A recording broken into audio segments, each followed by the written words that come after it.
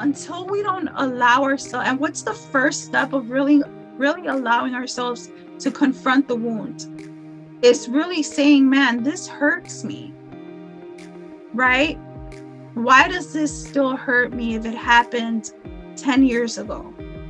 What is it about this? Really confronting it.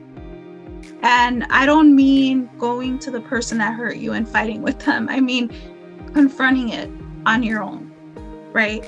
Journaling through, praying, right? Really asking, okay, why? Therapy, curl therapy is amazing, right? But really asking, okay, why? But acknowledging that it still hurts you. Because until we don't acknowledge that that still hurts us, we're not able to truly deal with it. How many times are we believing lies about who we are and they're just holding us back? A lot of times we think, oh, I need more confidence, but really you need to let go of those lies you're believing. And some of those lies are a result of the wounds that have not healed. So I know this is super heavy. It's Thanksgiving week, but I really felt it in my heart that, hey, I really want to dive into the healing journey. Why? Because if we're constantly like tippy-toeing around the things that hurt us, around the things that are hindering us from actually getting to where we're going, then we never fully become that empowered person we desire to be, the empowered person that we see, that we envision, right? That empowered version of who we know we can be. There's so much more beyond our wounds. There's so much more beyond the pain. There's so much more beyond.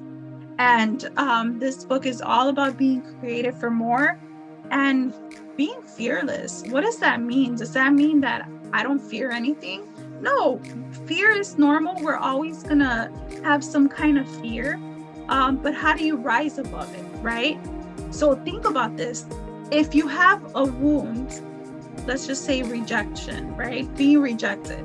That's a wound that you carry, but you never really like confront it and deal with it.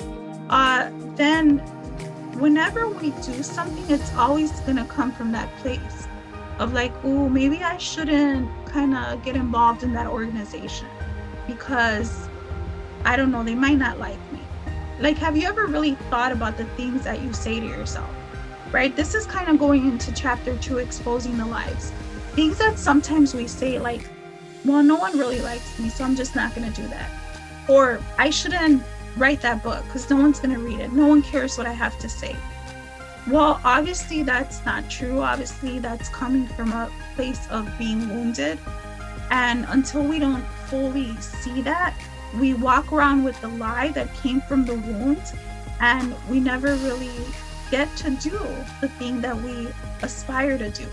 We never get to really do what we feel God put on our heart to do, or what we're capable of doing.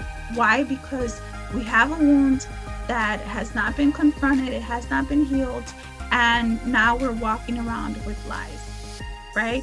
So yeah, I will be diving into this probably Wednesday. I hope you'll join me. Grab your coffee.